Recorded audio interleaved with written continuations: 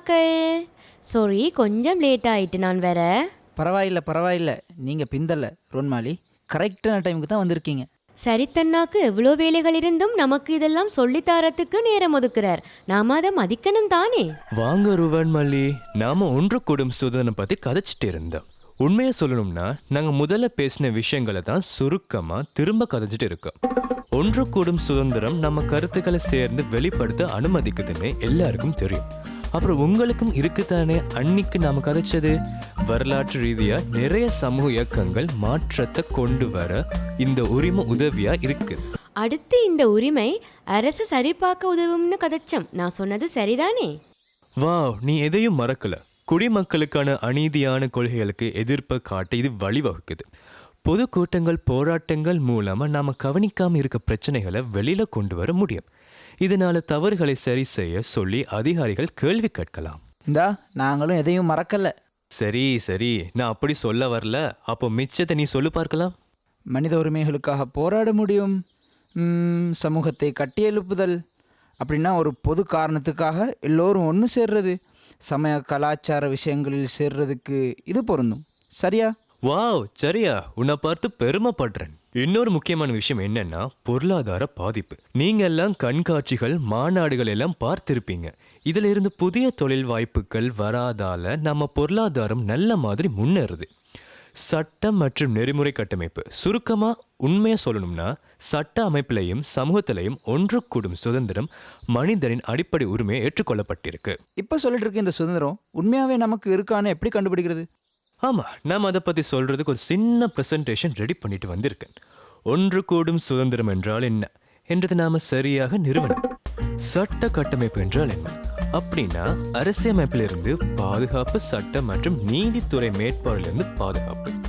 ஒரு வலிமையான சட்ட அடிப்படைக்கு சுதந்திர உரிமை சட்டங்கள் சர்வதேச மனித உரிமைகளுக்கு ஏற்ற மாதிரி அரசியலமைப்பில் உறுதிப்படுத்தப்பட்டு உருவாக்கப்பட்டு செயல்படுத்த வேண்டும்.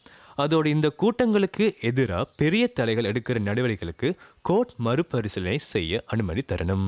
அடுத்து நம்ம பார்க்க வேண்டியது என்னன்னா ஒன்று கூடும் சுதந்திரத்தை உறுதி செய்ய நமக்கு தேவையானது சட்ட அமுலாக்க பயிற்சி திட்டங்கள் அமைதியான கூட்டங்களை பாதுகாப்பதன் முக்கியத்துவத்தையும் அது பத்தின மனித உரிமைகளையும் பற்றி சட்ட அமுலாக்க அதிகாரிகளுக்கு முறையா பயிற்சி அளிக்கணும்.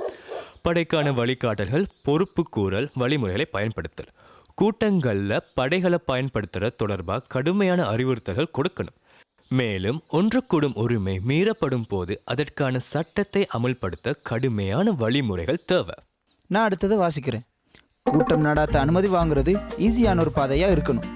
இப்போ கூட ஞாபகம் இருக்குதானே அந்த அனுமதி எடுக்கிறதுக்கு எவ்வளோ காலம் எடுத்ததுன்னு. மேலும் உரிமம் வழங்கும் போது சட்டத்தை அமல்படுத்தும் போதும் எல்லாரையும் சமமாக நடத்தணும்.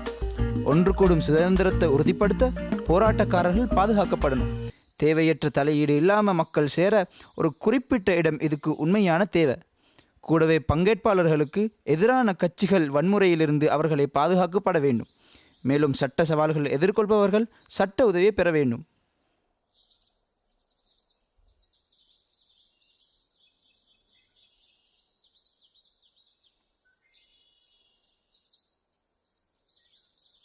இது நம்ம நாட்டில் நடக்குதா என்ன?